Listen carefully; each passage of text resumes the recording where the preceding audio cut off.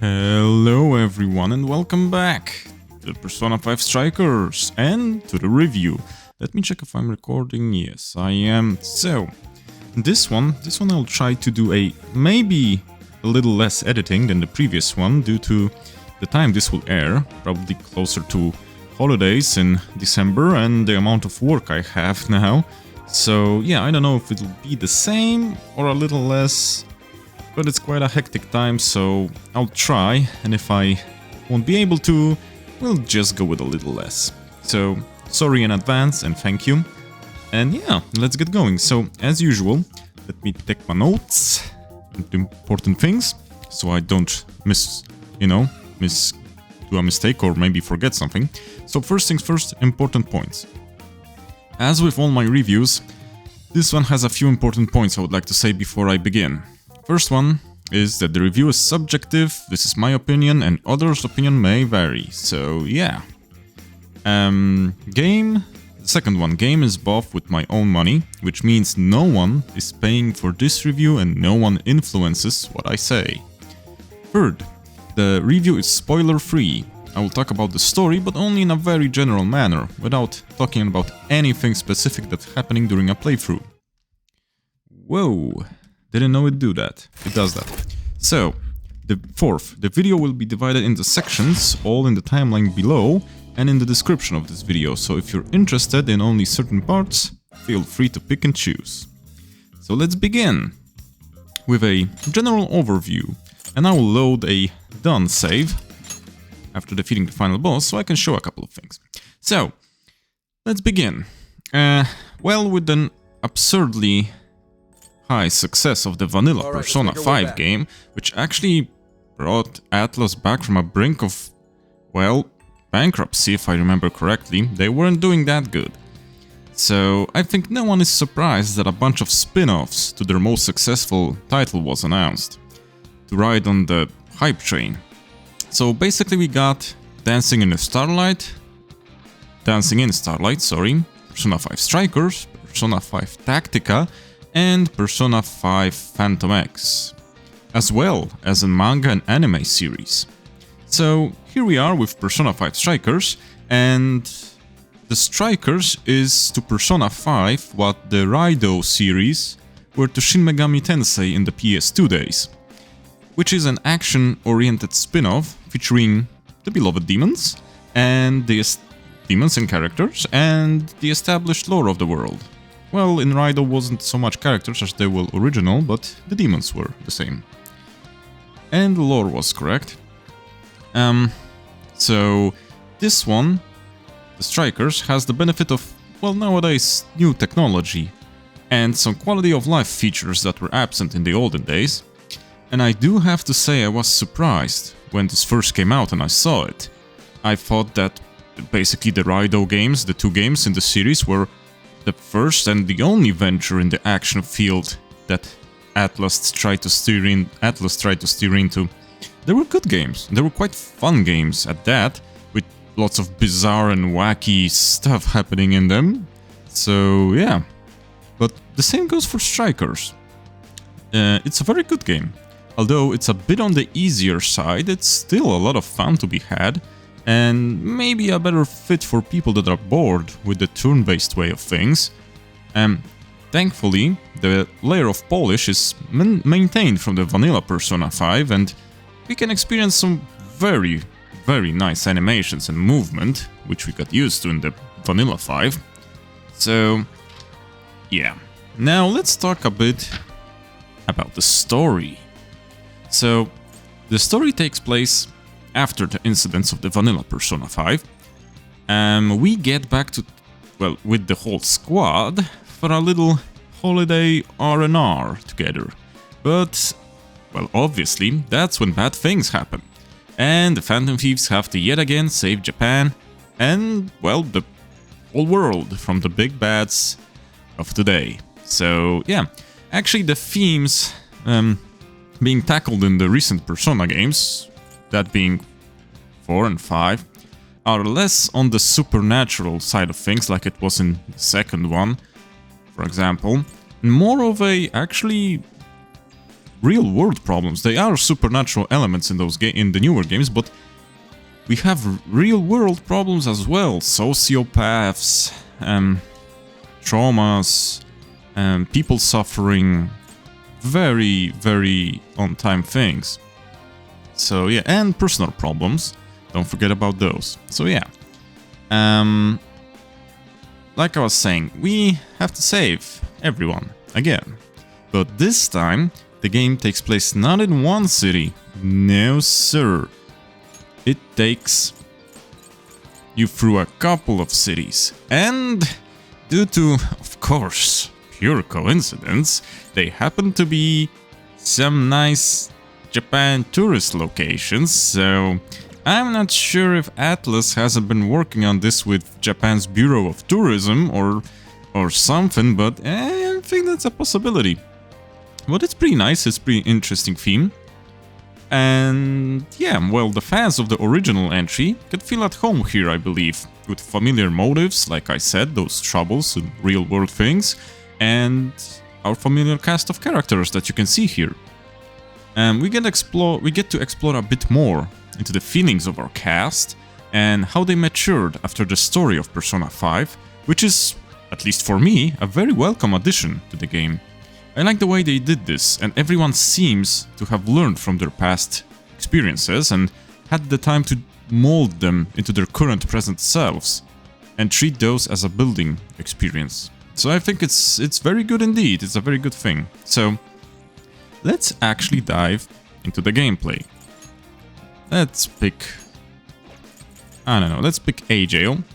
Let's go with the first one. So gameplay-wise, we have dynamic action-based combat with a very nice flow and cadence to it. If I may say so. We get lots to do during combat, actually. So, starting with the good old spells and abilities and different personas at your disposal, which is a staple of the main character, to combos and special attacks that each character has their own. They're called Master Arts, which you unlock during the course of the game, and they differ from character to character, which is pretty good. Let's go to a fight. So, yeah, like I said, starting from those spells, physical skills, like you can see, ending on button passes, all-out attacks. We have also some mechanics like, besides the all-out attacks, we have phantom dashes. We can use the environment to attack. And we have an all-out when we break the mob. Most commonly it's associated with harder mobs. And like I said, every character has something that slightly differs him from others. And not only I'm talking about the elemental affinities that the persona have, it's the way their combos flow. Some have, whoops, sorry about that, some have very precisely and fine flowing movements, others have more hectic ones and pretty weird flowing combos. Like Mona here. Yeah, pretty wacky, but everyone has something that differs him from one another, and that's a good thing. It's because it doesn't make the game boring. Yeah, like I said, what differs is the way the combo flows, the additional effects characters can muster during combos. For example, Yosuke has a buff that we can cast for free during a combo. Adding to that, like I said, we had various environment elements like the traffic signals, lampposts, which you can spin around on, dash from, slash from, even blow up to make some elemental damage if you don't have elements on your personas. You can drop chandeliers on monsters, you can destroy ice to blow up shards at enemies. There's a lot here, really a lot. So I find it quite interesting and quite refreshing that we get so much to do during combat and exploration. As you can see, we can use those same environmental hazards to move around swiftly through the arena. And as to the arenas and the explorations itself, The dungeons are not that complex. They usually have a few areas, sometimes gated, sometimes not. But there is actually a lot less time gating than it was in the vanilla RPG game. And that is good, but this kind of a gating with timed events, etc. It fits more of an RPG genre than it fits into an action game, so they thought about that. They don't want to break the flow too much, and they try to make the action-packed sequences as freely flowing and action-paced as they can. So I think that's good. There are some times where we need to go back from the dungeon and to the towns and then back to the dungeon due to story reasons, but it's not that bad. It's not that bad, honestly. And as for whoops, sorry about that. And as for the towns themselves, we have also a few places that we can visit. The areas themselves are quite similar in a few terms to the dungeons, as in they're quite linear, have a few distinct areas to them, more or less, and there are some NPCs you can talk. We have some vendors around towns. Unfortunately, I can't show you from here as we're in the HQ, because yeah, in this entry we also get an HQ, which is quite more mobile than in the original one, and we can use some additional features such as the shop, the Velvet Room, but I'll talk about that in a moment. So yeah, in towns we can get recipes to use in cooking, we can get clues to various things happening, and we have to get those clues during the story, but that's nothing that out of ordinary in a Persona game. The game also offers a request system, which is basically a side quest, side mission tab with useful rewards such as items, increasing vendor. Probably won't find it vendor stock, giving you additional personas. You're doing this one? Yeah, probably won't You're accepting this request? find those. You're doing this one? You're accepting Nope. this request? You're doing this one? You're doing this one? You're doing this one? Can't seem to find those. Items, like I said, some skill cards, and they're also used to increase, yeah, see, vendor inventory. So yeah, they're not that bad. They're a nice thing to do when you're grinding or looking through the dungeon. Because, as I was saying about vendors, we also have our own personal shop, which those quests expand the stock of. Sorry if I'm going a bit hectic. Yeah.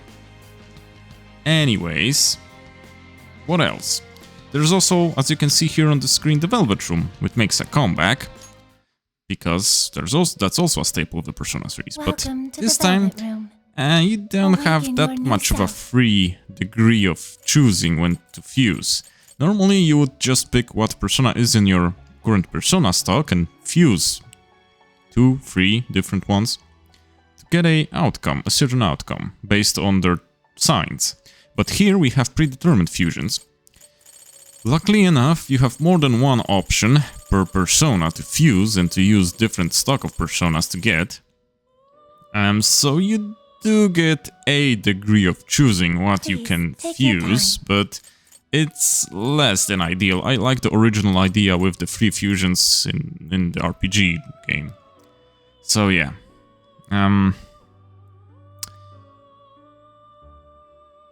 But thank God we're not locked with only one way to fuse something. Maybe for some special monsters later down the road, which I won't spoil you with. But for the most part we have options, yes. There are slight variances between lower and higher level personas, but then not that much. Also, the amount of personas that you have in your compendium, or that you can basically fuse, is not that great. It's noticeably less than in SMT or Persona mainline games, which is understandable for a spin-off with a lower budget, I reckon. We also have enhancements, which you can level a certain persona or level up their stats using points. So yeah, nothing out of ordinary here. Because you could fuse in different Persona or SMT games personas to sacrifice for stats. You could fuse them that way. Here you basically use points. Another new thing is the addition of a bond menu, where you can acquire bond skills. There are some useful ones, like better deals at the shop, stronger food items, stronger restorative items, more bullets. Yeah, some are useful, but there are also ones that not so much. Some ones that offer very minuscule bonuses, and in my book they're not worth it. For example, look at those. The stat boosting ones give you +1 to a stat. And even if you level them up, for example, let's see the strength boost, the second level gives you still a +1. So yeah, nothing breathtaking here, unfortunately. Also, some descriptions are kinda lackluster, because increases money obtained at the end, or increases chance to encounter, junk parts become easier to obtain, increased damage. We don't have any quantities, we don't have any percentages. These are basically kinda streamlined. It just says it does something more, or it has a higher chance. So not the fan of that kind of descriptions, to be honest. Yeah, but all in all, I think it wasn't a bad idea with the bond menu, but the execution is fairly mediocre. Sorry, I can't seem to speak today. It's fairly mediocre. But one thing that can surprise fans of the Persona series is the timetable, because as you can see, we have the timetable present, we have the dates here. But honestly, this entry pulls a fast one on ya, because there is a calendar. When you go through the story, the dates do progress, and there is story talk about something happening before X date or Y date or something like that, but it's when you get to the dungeons, you are spared the time management of Persona games. It's actually absent here. You can go to a jail, return, and it's the same date. Yeah, there is no time management in this entry, and I know that a lot of people were not fans of managing the time, so yeah. For those that dislike this mechanic, they can feel a bit of at ease, but to the fans of this mechanic, not so much. At the same time, there is also one thing missing here, and that's a fan favorite mechanic, and that is the sim element of Persona games. It's no longer here. Yes, you have a cast of people, yes, you talk to them with the various feelings and what they experience here as well, but there are no sim elements, there are no dates, no cringy or funny scenes with the MC, nothing. There is plenty of fun to be had with the cast during the events, just you don't have those one-on-one scenes with character development, so yeah. And yeah, I think that would be it for the gameplay mechanics. So now let's go on to the audio. So the banging jazzy tunes from Persona 5 make a comeback here, and honestly I'm all for it. We have an exquisite soundtrack, and we can hear some good tunes from the base game, like Rivers in the Desert, though I am slightly certain that it's a bit of a remix, or maybe I'm not remembering the original one that good, but I think it's slightly different. Okay, but no problems here in the music department, but I am quite sure that during the LP we had a few scenes where the audio mixing was a bit effed up. Like, some voices from some characters were definitely on a different audio level than the other ones. I do recall a couple of times not understanding, I think, Ryuji or Mona. And there is a couple of scenes that during the Let's Play, but I can't seem to find them on the top of my head. I think one was at Okinawa. No, I won't remember, but they are there. And from what I've read, it may be due to the localization, especially the English one, being made during COVID. So they kinda needed to send some stuff, etc, etc. You know, different audio levels, that's where it comes from, different quality levels. So, nothing to be surprised here, but the Japanese original localization, language version, is very neatly done, it doesn't have that problems. So let's go now to the video section. The animations, as you saw me fighting, are quite beautiful, and the transitions from exploration to battle are very smooth. The pose animations during all-out attacks or during showtime are all done flawlessly and have that sort of an eccentric style that we were used to in Persona 5 original. And that's a very good plus here, and very big plus here, sorry, because that means that the quality is still here. And I didn't say that, but this spin-off wasn't developed by the A-team, the main team. It was developed by a other team from Atlas and mainly from another studio, Omega something. I can't remember the name from the top of my head, but I got this written down later in the review. I'm sure to be mentioning it. So yeah. Also, I'm not so sure, but I think the models are looking a bit better than the original Persona 5. I think they have a little bit more detail to them. Or is it just me? But well, they have a bit more time to iterate, since the base designs were ready, and the scope was a bit smaller, with the cities and the dungeons being a bit smaller, so there isn't that many NPCs to model, and they could push for a bit better fidelity, so I think that's not only me. The personas themselves, the shadows look okay, and the animations are okay, but there is that sort of a degree of stiffness that we're used to in the Persona games, in Persona 5. I mean, the animations themselves flow quite nicely, but the problem stems from the model rigging technology that was developed and used here, because the models... I don't know if I can do anything with that. As you can see, they have a degree of... from that movement. If you look closely, it's kind of a bit stiff, the way the model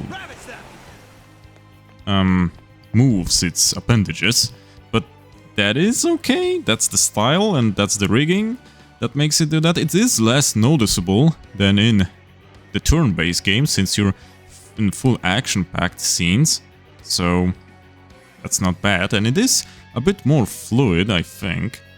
But yeah, that's all for the video section. And I think we'll jump down to the Misc section already, because for a spin-off game I would like this to go a bit faster, if I can make it. So in the Misc section, we take a look at what does the internet and other people say about the game. I mainly get quick reviews from the Metacritic. I don't use the full reviews, because I want quick Steam-like comment reviews, because they're fairly short. I can pick various ones, ranging from the higher ones to the lower ones, pick them part by part and debate a paragraph or two without needlessly diving into a long review and nitpicking something and doing notes. I do discard the full hundreds and zeros that have nothing inside of them to justify that type of score. If it's 100, it's great, and if it's 0, it sucks because I said so. I don't even debate that kind of stuff. So yeah, let's pick a few and let's get started. So first, we'll go with the gaming outlets. And the first one is PlayStation Lifestyle, which gave this game a 95 out of 100. So PlayStation Lifestyle says, there really isn't a lot of Persona 5 that Persona 5 Strikers does wrong. The combat is rewarding, the story is interesting, the setting The characters and setting are fleshed out with a good soundtrack. It's by no means a perfect game, but what is wrong really isn't anything that impacts the wider experience. The game did such a great job with something new, blending within a few different game types, that now I really wish Persona 3 and 4 had done the same thing. Those who enjoyed Persona 5 will love getting the band back together for another adventure, with a new gameplay style, falling in love all over again. For those new to the series, you won't feel like you missed a beat at all. And honestly, I get what they're going with, but I do not fully agree with. There are What should we do? various moments in the story where characters iterate on past experiences, and if you're new to the series and to Persona 5, you will be kinda puzzled on what they're talking about. They even mention characters from Persona 5 a few times, so that's one thing. The other thing, that it does something new. No, it doesn't. Raido games did the action gameplay first. It wasn't a Musou style, but you have a lot of enemies on screen, but I don't know if that wasn't due to technical limitations then, more than other things, or different idea for a game in this, but certainly nothing new. But I am agreeing that the combat is rewarding, the story, be it interesting, I would call it vanilla Persona story, nothing that breathtaking. But it's a good game, and it is by no means a perfect game. But I do agree that also the things that it does wrong aren't that bad.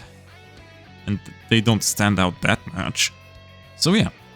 Now to the next outlet. And it's Gaming Age, which gave this game a 91 out of 100. And they said, quote, "All in all, I really enjoyed my time with Persona 5 Strikers. I played a whole lot of Dynasty Warriors and spin-off games in that genre, and I would argue that Persona 5 Strikers feels like one of the more unique takes on a Musou game that I've ever seen. It really honestly feels like a full-fledged Persona sequel, in both story and combat, but with a heavier emphasis on action. Combining these two distinct flavors of a video game franchise works exceptionally well here. And if you're not into either type of a game, you'll likely find something to love about Persona 5 Strikers. Well, if you're not a fan of any of those games, I don't think you should be playing it, because it's, for one, more Persona, and for the other part, it's a Musou game and an action game. If you don't feel at ease in those type of games, I don't think you'll feel well with the controls and the gameplay here. So be careful with that kind of opinions. Does it feel like a full-fledged Persona sequel? Also no, but it doesn't feel like the quality dropped, that's one thing. What makes it not feel like a fully-fledged Persona sequel? It doesn't have that grandeur or that oomph that the mainline has. You do feel that you're fighting for something, but you don't feel like you're finding God for the sake of mankind, even in the end parts of the game, you know? So that's definitely different. Yeah, but the heavy emphasis on action is right, and it's very well done. So now, next one. We have Digital Chumps, which gave this game 75 out of 100. Strikers captures the affable singularity of Persona 5 while shifting its perspective from a turn-based slow burn to an action-focused escapade. At the same time, Strikers' devotion to its source material succeeds in keeping the player active and invested amid the turbulence of its strained support structure. It's a summer vacation masquerading as a sequel, and that seems to suit the Phantom Thieves just fine. I honestly agree with everything here. It is quite a leisure and easygoing game that's made just to capitalize on the story, but also to give you closure and show you some character development that I think is canon, if I recall it correctly. And it is very devoted to the source material, like I said. It has references, it has characters from the previous one. I think fans will feel at home here. And now something from my own home ground. City Action, that's a Polish magazine. So City Action gave it a 70 out of 100. Omega Force, that's the name of the studio that had developed. See, told you I had it written down. So, Omega Force's crossover between Persona and the Warrior series is a breath of fresh air for both franchises. It's not a revelation by any means, and not a great sequel to Persona 5 in terms of the story. but despite rather uninteresting content in between missions and the scantiness of additional activities, it's a good, varied game that's simply enjoyable. I agree here. It is simplified, like I told you. It has a lot less to do, especially in the sim and town areas of the game, but it is understandable, this is a wholly different game, so yeah. Now I would like to go to the user reviews. And we have a 10 from Mr. or Mrs. SHV079. It takes a bit of time to be accustomed to the combat system from the turn-based SMT and P5R, but once you get the gist, it's super fun. The music is excellent as always, with touches of hard rock metals added to the original P5R styles. I especially like the second to last boss. The music, cutscenes, battles are perfect. The music is very good. Like I said, we have gotten used to a high quality of music starting from Persona 5, and honestly I'm kinda afraid because it's really a great soundtrack, and delivering anything other than excellent in the next installment of the series will be harshly judged by fans. I think Atlus kinda dug themselves into a grave with that outstanding soundtrack. Honestly, I really liked it. And the game is fun. It is simpler, but it is fun. I agree here. I agree. And it wasn't only me that thought the mix was a bit different, so yeah. Now we have a 9 from N7 Grey. A worthy sequel to an incredible Persona 5. Builds up on the connection you made with all the characters of the base game. The gameplay is a great break from the usual turn-based battle system. Highly recommended, but only after playing Persona 5 or Persona 5 Royal. Like I said, it iterates. It has familiar characters, places, and experiences to share with the players, so I would also recommend playing the base one, or the Royal one. Now we have an 8 from BB Player. Awesome experience overall. If you're a fan of the Persona franchise at all, you should play this. A really solid story with some nice gameplay as well. One complaint I do have is the audio mixing is really bad at times. The music is way too loud when the characters are talking and you can't turn it down. Besides that, it's a good game. I mean, maybe they changed something, but I think you have a slider. Well, but that's a slider that if the mix is bad, the sliders won't give you anything. Unless you go all down with the background music and all up with the sound effects or the voice volumes. So, but that could have been different when BB played it, so be wary of those settings. But it's not only me with the bad mixing. Seems it was a thing, it is a thing. Now we have 7 from 7 out of 10. The users are out of 10 scored. We have 7 from Mascaras. P5S is fine. It has good gameplay, decent story, and decent characters. My main issue with this one is that it didn't really hook me like the others. And after a play session, I wasn't truly compelled to keep going or come back. Still though, the music carries and the combat, while simple and repetitive, is fun. Yeah, I mean, it maybe isn't his cup of tea, to be honest, and that's nothing bad. As for the combat being repetitive, you will most certainly say that after watching me play, because I do play on a hard difficulty, and you saw me, using the good old 1-2 special combos, all the 1-2-3-4 combos.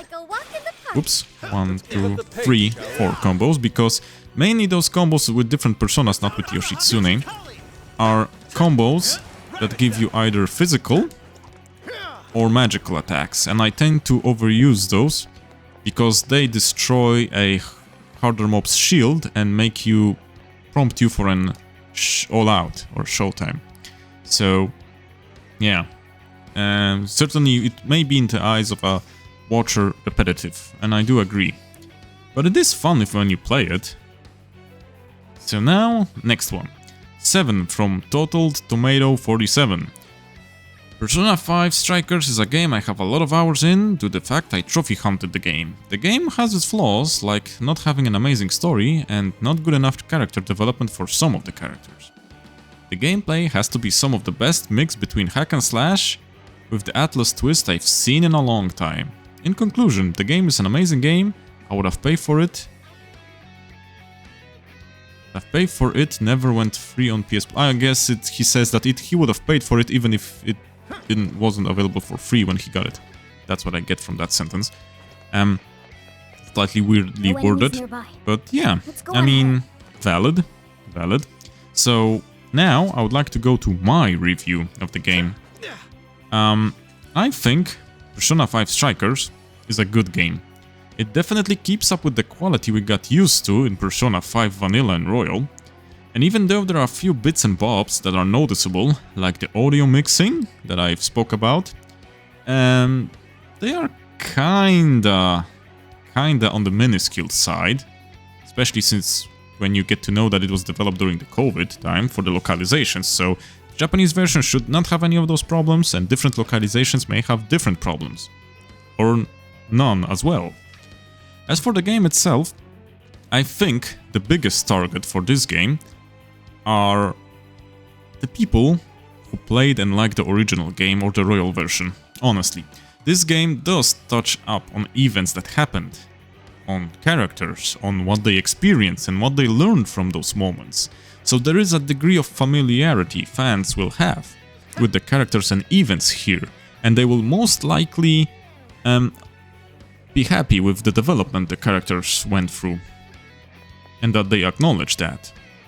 And not to say this isn't a pleasant game by itself, you know, but if you only focus on the main story, this should be a relatively short game, I think. Mine was a bit longer because I not only grinded, made personas with high stats, but also did the post-game things, so yeah, there is something to do here. Additionally, the game offers you 3 difficulties to start from, and an additional 4th one after you beat the game, so I think someone will find something for himself here. Well, to the people who are not fans of the series, well, no, sorry, my brain doesn't seem to be working today, sorry about that.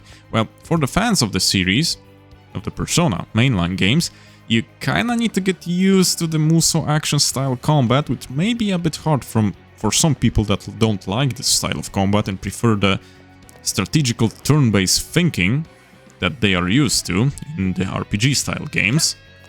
So yeah, this can be a bit hard to transition to, but still could give it a chance. As for the people who are were never SMT Persona fans, and for people who didn't experience the Raido games, which if you can find those games, I do recommend them, this will be a nice, pleasant game, but yeah, I think this is strictly a ode to the fans of this series and to Persona 5. My personal view, this game is a solid 8 out of 10. The things that prevent it from getting a better score are the fact that it does not challenge the player in any way. Nope. Unfortunately, even now playing this game blindly on hard mode, we didn't get into trouble. Maybe at the start, till we gotten used to every option that the game gave us. Maybe then, but not later, definitely not. That's one thing. The other thing is, it does try to streamline and simplify one of the best mechanics in the series, and that is fusions.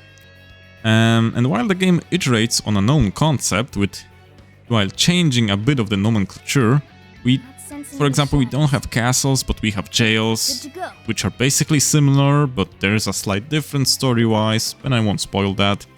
The same thing goes for the story. We have elements that we're familiar with, and there are things in the story that we can see a mile away, if we are fans of the series, you know?